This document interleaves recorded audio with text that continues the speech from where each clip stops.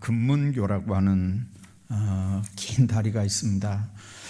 1937년에 5월에 완공된 총 길이가 2789m짜리 다리입니다. 한 3km 가까이 되는 이 다리, 밑에 물살이 너무 센 물이 흐르기 때문에 다리바를 놓지 못하고 양쪽에 높이 기둥을 세우고 그 다리를 그 기둥에 이렇게 굵은 와야로 떠서 만든 다리입니다. 1937년에 완공된 거니까 1차 세계대전이 39년도에 났으니까 2차 세계대전 발발하기 한 2년 전에 이제 그 다리가 완공이 된 겁니다. 지금도 그 샌프란시스코 지역을 여행하는 모든 관광객들은 반드시 들려보는 아주 유명한 관광 코스 중에 하나입니다. 이 금문교 아래 물살이 너무 셉니다. 바람도 너무 강하게 붑니다. 그래서 공사 기간을 한 6년 정도로 이렇게 길게 잡았고, 그런데 공사가 시작된 첫 해에 그 건설 중에 추락사고로 숨진 사람이 23명이나 됐답니다. 바람이 너무 세니까 일을 하다가 조금만 실수를 해도 밑에 바다에 떨어지는 겁니다. 진척이 안 됩니다. 사람들이 다리가 떨려서 겁이 나니까 일을 못 합니다. 이제 그래서 고민하다가 만든 게 그 다리 밑에 쇠로 된 철 그물을 이렇게 설치를 했습니다. 놀라운 건요, 그 철 그물이 설치가 됐는데 그 후에 19명이 떨어졌고 그 철 그물에 걸려서 19명이 다 살아났습니다. 이제 그 모습을 본 일꾼들이 안심을 하고 일을 하는 거예요. 떨어져도 저 그물이 있기 때문에 안 죽는다. 그러니까 다리가 흔들릴 일도 없고 아주 공사가 착착 진행이 다 돼서 아주 평소보다 한 20%, 30% 이상 빨리 공사가 진척이 됐고, 놀랍게도 4년 만에 사람들이 다 불가능하다고 했던 그 공사가 4년 만에 완공이 됐다는 겁니다.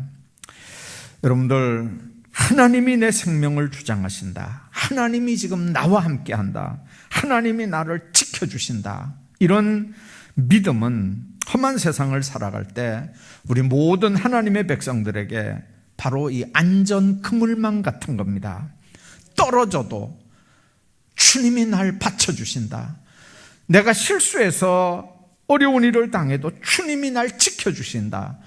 여러분들, 이런 확신이 있다면 우리는 어떤 상황 속에서도 흔들리지 않고 불안하지 않게 담대하게 세상을 살아갈 수 있는 줄로 믿습니다.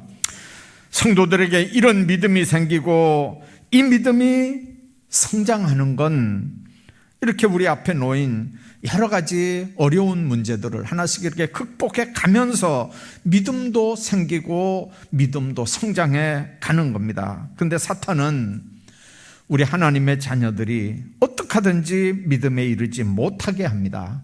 그래서 걸림돌을 놓고 그 걸림돌에 걸려 넘어지게 만듭니다. 믿음을 포기하고 팽개치게 만듭니다. 그런데 사람들은 마귀가 놓은 그 올무, 걸림돌을 걸림돌이라고 생각하지 않습니다. 그렇게 하다가 거기에 걸려서 꼼짝없이 넘어지는 걸 보거든요. 오늘 이 본문을 통해서 믿음이 생기고 그 믿음이 자라는 데는 어떤 요소들이 우리에게 걸림돌이 되는지, 오늘 왕의 신하의 아들이 죽을 수밖에 없는 이 병에 걸렸을 때 그 병이 고쳐진 과정들을 우리가 한번 보면서 정말 어떤 요소들이 우리가 주님 앞에 갈 때 걸림돌로 작용을 하는지 몇 가지 생각을 하고 은혜를 나누려고 합니다. 우선 확실하게 알지 못하는 이 피상적인 지식들이 우리가 하나님 앞에 가는 커다란 걸림돌이 됩니다.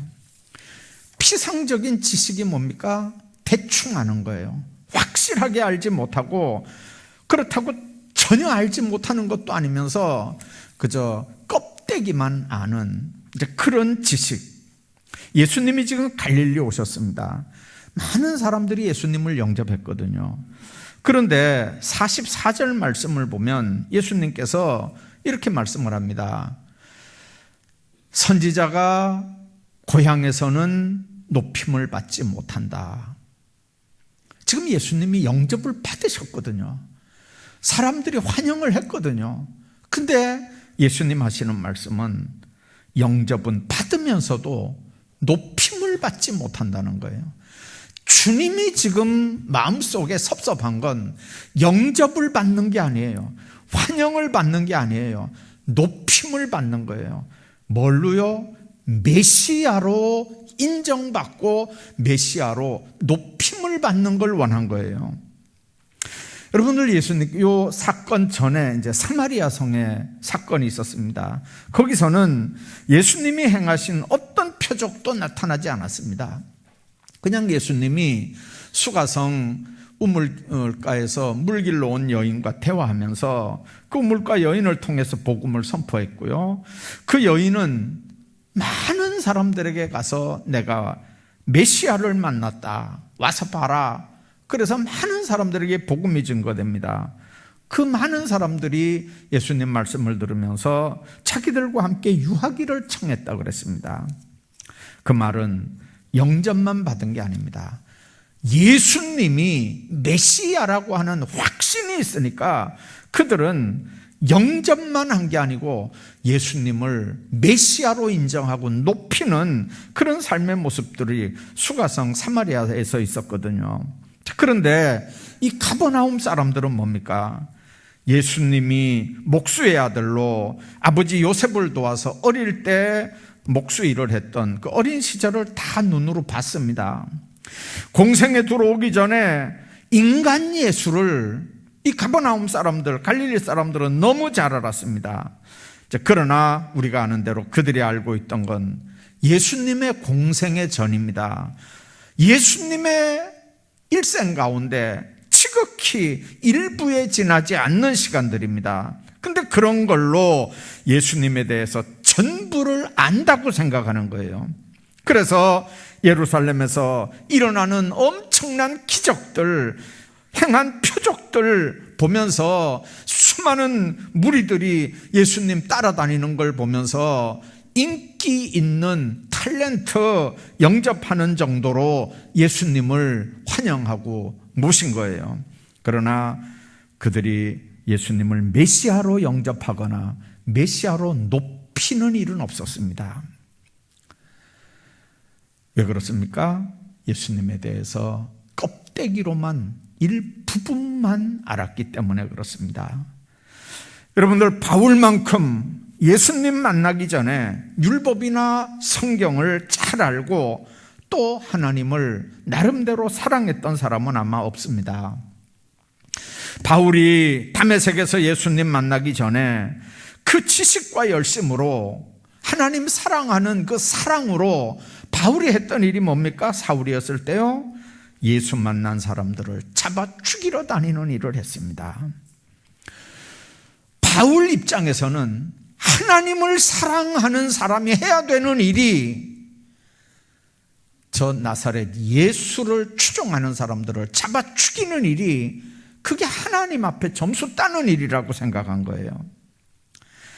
예수를 인격적으로 만나지도 못하고 예수님에 대해서 부분적으로 아는 희미한 경험, 잘못된 지식, 어렴풋한 지식들, 이런 경험들, 이런 피상적인 지식으로는 예수님을 영접해도 인기 있는 탤런트 정도로 영접할 수 있을지 모릅니다. 그러나 그런 지식 가지고는 그분을 높여드리는 데는 상당한 걸림돌이 된다는 사실을 우리가 기억해야 합니다.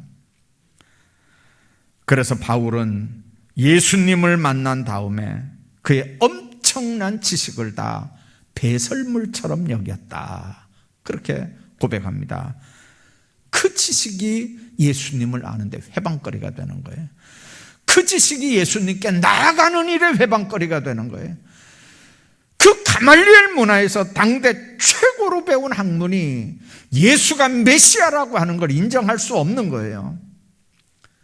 그러니까 그걸 예수님 제대로 만난 다음에 그 모든 지식들을 다 배설물처럼 여겼다고 그랬습니다. 오늘 본문 50절에 왕의 신하의 아들을 고치는 기적 또한 예수님이 하신 말씀을 믿고 가더니 그랬습니다. 여러분들, 말씀을 믿고 내려가는 길에 종들을 통해서 그 아이가 살았다고 하는 기쁨의 소식을 듣게 됩니다. 아이가 언제 고쳐졌느냐? 예수님이 말씀하신 그 시간에 고쳐졌다는 거죠. 그렇기 때문에 오늘날 가장 중요한 신앙의 기초는 뭡니까? 나타나는 기적도 보고 우리가 예수 믿어야 되지만 그거보다 더 중요한 건 예수님이 친히 하신 말씀에 근거한 신앙생활, 말씀을 믿는 게 우리 신앙의 기초가 되어야 되는 줄로 믿습니다. 여기서 우리가 한 가지 생각해야 되는 게 있습니다. 하나님의 말씀은 살았고 운동력이 있다고 그랬습니다. 좌우의 날선 어떤 검보다도 예리해서 혼과 영과 관절과 골수를 찔러 쪼개기까지 하는 능력의 말씀이라고 그랬습니다. 하나님은 그 말씀으로 천지를 창조한 겁니다. 하나님의 말씀에 생명과 권능이 나타나는 겁니다. 따라서 말씀에 근거한 믿음의 사람만이 험한 세상에서 능력 있는 믿음을 가진 신앙인으로 살아가게 되는 줄로 믿습니다. 우리의 믿음이 예수님을 영접하는 거기에서 끝나지 말고 그 예수님이 메시아라고 하는, 그분이 하나님의 아들이라고 하는 그분을 높여드리는 믿음으로까지 성장해야 되는데, 여기에 온전하지 못한 지식이 그걸 가로막고 있다면 우리 믿음 생활하는 일에 곤란한 문제들이 생깁니다. 우리 모두에게 그런 믿음이 성장이 날마다 이어지기를 주의 이름으로 축복합니다. 뿐만 아니라 걸림돌 하나가 또 뭡니까? 형통함이 걸림돌입니다. 우리는 형통이 무조건 복인 줄 압니다. 여러분들, 우리가 아는 구약 성경에 요나가 있으면 요나서를 보면 그 요나 선지자가에게 하나님이 어느 날 니느웨에 가서 하나님의 심판을 전하라고 합니다. 이제 그런데 요나는 이 민족 감정 때문에, 꼭 일본하고 우리나라 같은 관계가 이 아수르하고 이스라엘하고 관계거든요. 이 민족 감정 때문에 이스라엘을 괴롭히던 아수르의 수도 니느웨에 가서 그들로 회개시켜서 하나님의 심판을 피하라고 전하는 게, 이게 민족 양심에 이게 허락을 하지 않았습니다. 그래서 속으로는, 성경엔 그런 얘기 없는데 속으로는 그랬겠죠. 그놈들은 회개하지 말고 하나님의 불벼락에 맞아서 다 죽어야 돼, 망해야 돼, 아마 그런 심정이었을 거예요, 요나가요. 그래서 하나님의 얼굴을 피하여 다시스로 도망을 하려고 욥바라는 데로 갔습니다. 그런데 요나서 1장 3절에 보면 그 욥바에 내려갔더니 마침 다시스로 가는 배가 기다리고 있는 거예요. 여러분들, 지금 하나님의 명령에 불순종했습니다. 하나님의 얼굴을 피해서 다시스로 도망가려고, 다시스로 가는 배를 타려고 욥바에 갔는데 마침 배가 기다리고 있는 거예요. 그러니까 그 배를 타고 다시스로 지금 도망가는 거거든요. 자, 여러분들, 우리가 한번 생각해 보십시오. 마침 준비가 돼 있었던 것처럼 도망갈 배가 딱 기다리고 있는 거예요.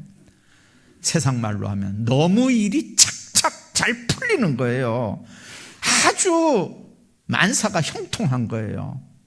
네? 그러나 여러분들, 명령에 불순종했는데 하나님의 얼굴을 피해서 지금 도망가는데, 불신앙의 길로 가는데 여러분들, 형통하다, 준비가 돼 있는 것 같다, 그건 풍랑 속으로 들어가 고기 뱃속으로 들어가는 길이라고 하는 걸 우리가 알아야 됩니다. 말씀에 불순종하는데도 형통합니까? 불신앙의 길인데도 형통합니까?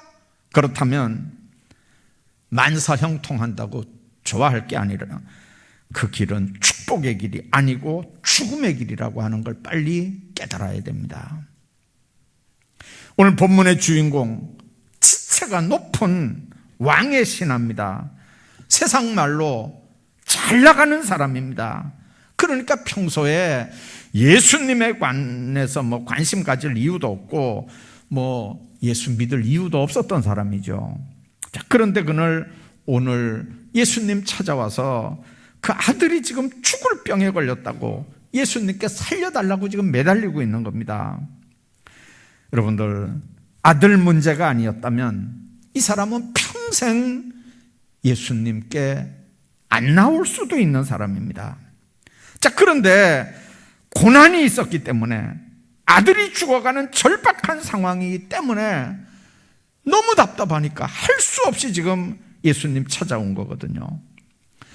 죽을 병에 걸린 왕의 신하 아들은 젊은이였습니다. 어쩌면 이제까지 한 번도 죽음에 대해서 생각해 보지 않았을 수도 있습니다. 그러나 젊은 피가 흐르는 혈기왕성한 그에게도 질병은 찾아왔고, 그 질병은 지금 이 젊은이의 생명을 위협하고 있는 겁니다. 질병과 죽음이라고 해서 여러분들 젊은이를 피해갑니까? 공동묘지 가면 얼마나 많은 젊은이들이 이미 이 땅에서의 삶을 마감했는지 모릅니다.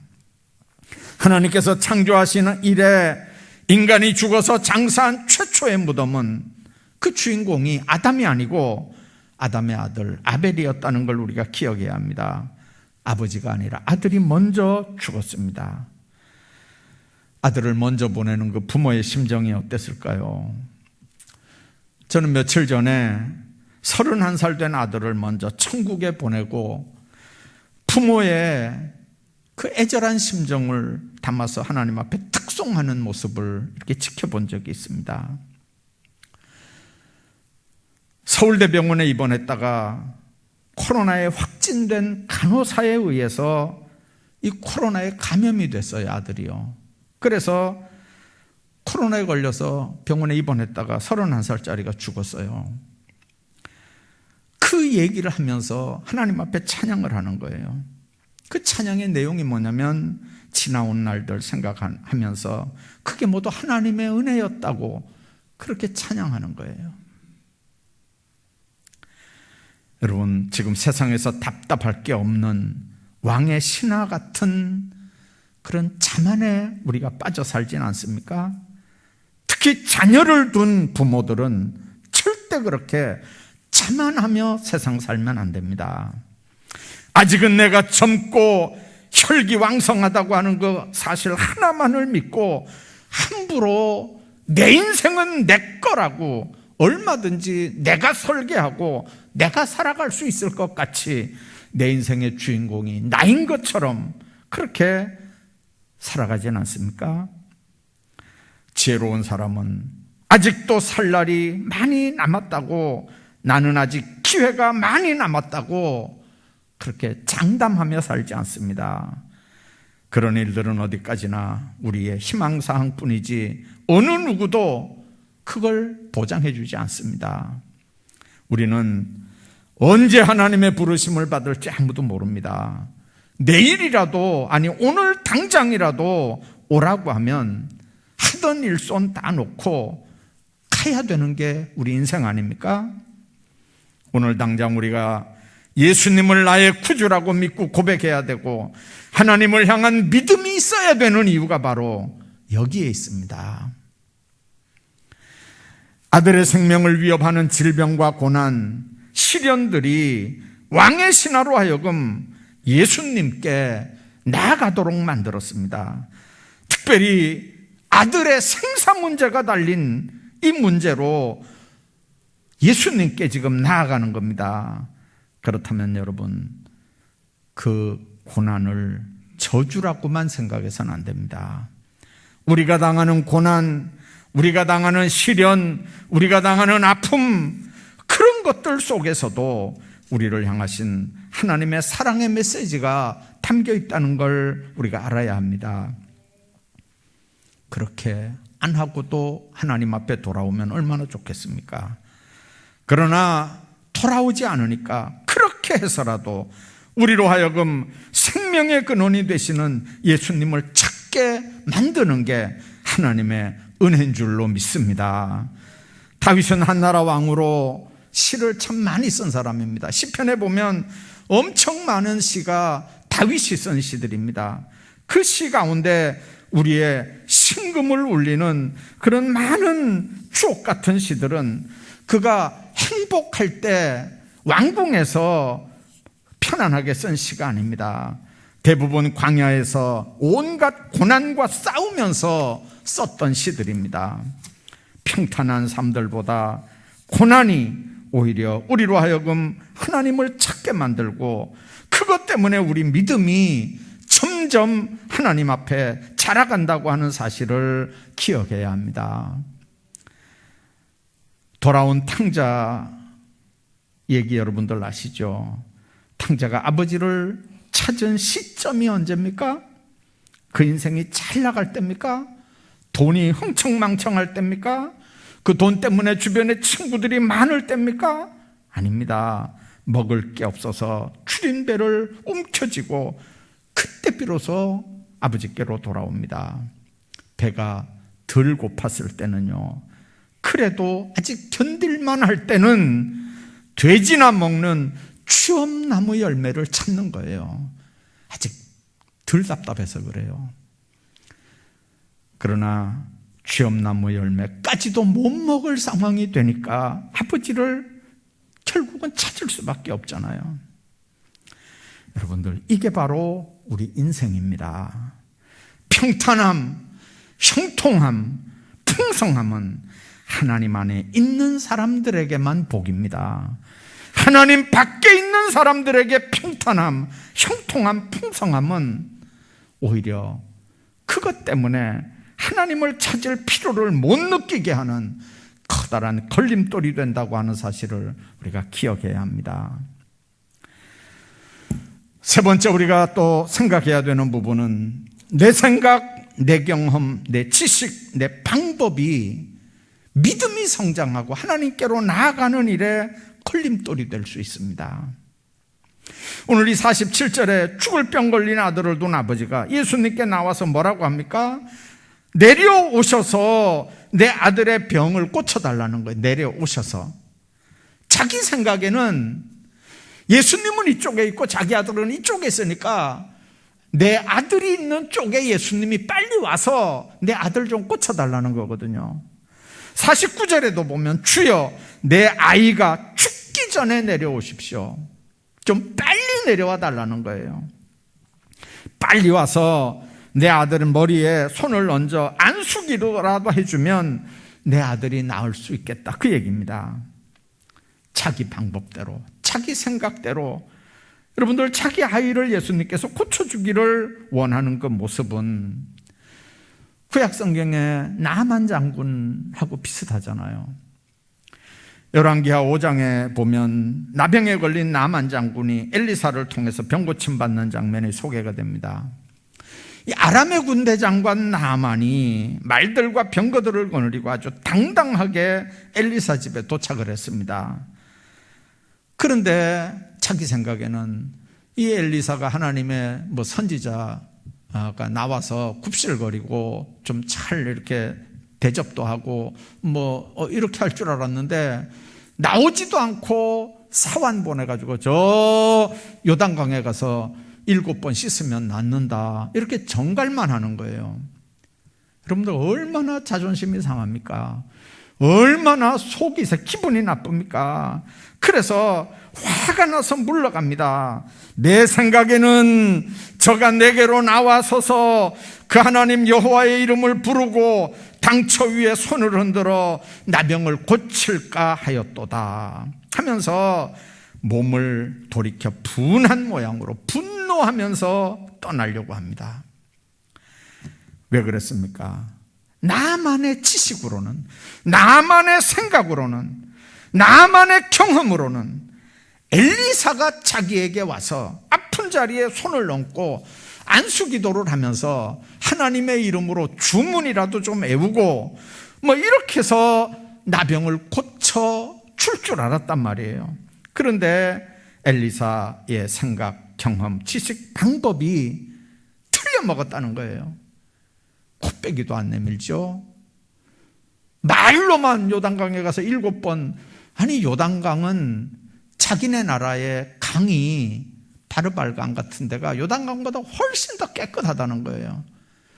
여기까지 와서 요단강에 7번 들어갔다 나올 바에야 우리나라에 있는 그 깨끗한 강에 거기 가서 목욕하는 게 훨씬 낫지 하면서 막 속이 부글부글 끓는 거예요. 여러분들, 나만 장군과 엘리사의 생각이 다른 거예요. 근데 자기 생각과 같지 않으면 이게 틀린 건가요? 인간들 사이에도요, 생각이 다른 건 틀린 게 아니고 다른 거예요. 하나님 안에서도 우리가 기억해야 됩니다. 하나님의 명령이 나에게 전달됐을 때 거기에 더하기, 빼기, 곱하기, 나누기 할 수 있는 게 아니잖아요. 우리 인간들은요, 그냥 아멘 하고 순종하든지 아니요 하고 거절하고 거부하고 불신앙으로 나아가든지 두 개 중에 하나예요. 중간지대는 없어요. 여러분들, 내 생각과 다르다고 하나님의 말씀을 안 받아들인다, 내 생각하고 다르다고 하나님의 명령 불순종한다. 오늘 나아만과 동행했던 종들이 와서 그렇게 권면합니다. 내 아버지여, 선지자가 당신을 명하여 큰 일을 행하라 하였다면 행치 아니하였으리까? 하물며 당신에게 이르기를 씻어 깨끗하게 하라 함이리까? 그거보다 더 큰 일을 시켜도 지금 해야 될 상황인데, 아니 요단강에 들어가서 7번 씻으라고 하니 뭐가 그렇게 대단한 어려운 일이냐 그 말이에요. 자존심 꺾고 자기 생각 내려놓고 말씀에 순종하면 얼마든지 역사가 일어나는데, 그거보다 더한 일을 시켜도 지금 해야 되는데 여기까지 와서 얼굴이 불그락불그락하고 지금 돌아간다면 이게 무슨 일이냐는 거죠. 그 말에 나아만이 마음을 바꿉니다. 그래서 나아만이 내려가서 하나님의 사람의 말씀대로 요단강에 7번 몸을 잠그니 그 살이 여전하여 어린아이 살 같아서 깨끗하게 됐더라. 그렇게 말씀합니다. 만일 나아만이 자기 생각대로 분을 품고 그 자리를 떠났다면 아무리 깨끗한 바르발강이 자기 나라에 있어도 그는 나병으로 죽을 수밖에 없습니다. 강물에서 몸을 씻는다고 나병이 고쳐지는 거 아니잖아요. 여러분들, 요단강 물에서 요단강 물이 나만 장군의 나병을 고치는 겁니까? 아니요. 요단강 물이 나만을 고치는 거 아니에요. 요단강 물에 가서 7번 씻으라, 그러면 나으리라, 그 명령 순종하고 그 말씀을 믿고 물속에 들어가니까 치료가 되는 줄로 믿습니다. 문제는 바로 그겁니다. 하나님의 말씀을 받고 그 말씀에 순종하느냐. 엘리사의 말을 믿고 그대로 행하니까 나병이 고쳐지는 겁니다. 나만의 생각한 방법은 자기 나라의 이방 종교의 주술적인 행위를 하는 거거든요. 하나님 이름 부르면서 이렇게 뭐 고쳐져라 고쳐져라 뭐 이렇게 하면서, 그러면서 뭐 문지르고 이렇게 하면 고쳐지는 이 주술적 행위를 해줄 줄 알았다는 거예요. 그러면서도 나아만은 그 지식이 다인 줄 알아요. 그게 다인 줄 알아요. 그게 진짜인 줄 알아요. 그 방법 외에는 본 게 있습니까? 들은 게 있습니까? 배운 게 있습니까? 그게 다인 줄 아는 거예요, 나만은요. 그러나 엘리사의 방법은 하나님의 말씀에 순종하면 구원이라고 하는 처방입니다. 제한적인 지식, 제한적인 생각과 경험이 하나님의 역사를 회방하고 믿음으로 가는 길을 막는다고 하는 사실을 명심해야 합니다. 아직도 내 생각, 내 경험, 내 방법 안에서만 역사하는 하나님으로 하나님의 사역을 제한시킨다면 제한된 신앙생활밖에 할 수 없습니다. 우리 주님은 창조주 하나님입니다. 우리 생각과 지식과 경험을, 우리 생각을 초월해서, 우리 지식을 초월해서, 우리 경험을 초월해서 역사하시는 하나님인 걸 인정하셔야 됩니다. 그분은 지금도 당신의 선한 방법대로 역사하시는 분입니다. 가라! 네 아들이 살았다 하는 선언은 우리 인간들의 생각과는 전혀 다른 방법으로 문제를 해결하는 창조주 하나님의 선포입니다. 사람들은 와서 손을 얹어야 병이 고쳐지는 줄 압니다. 그러나 다른 장소에서도 얼마든지 시공간을 초월하는 그 자리에서도 하나님의 역사는 이루어지는 줄로 믿습니다. 오늘 우리는 어떻습니까? 우리 안에도 왕의 신하와 같은 이런 모습이 여전히 남아있지 않습니까? 조그마한 그 지식으로 마치 하나님의 엄청난 비밀을 다 아는 것 같은 교만함, 이게 우리 믿음이 성장하고 하나님께 나아가는 일에 걸림돌이 되고 있지 않느냐 그 말이에요. 불순종하면서도 잘 되고 불신앙으로 사는데도 형통한 걸 보면서 여러분들 거기 안주한다면 그 믿음이 자라겠습니까? 그 믿음이 하나님께로 날마다 나아가는 믿음이 되겠습니까? 말씀 앞에서 우리 생각을 내려놓고, 말씀 앞에서 우리 경험과 우리 방법 모두 내려놓고 내 가정 문제, 내 자녀들의 문제를 해결하는 그런 기적들을 체험하며 살아가시기를 주의 이름으로 축복합니다.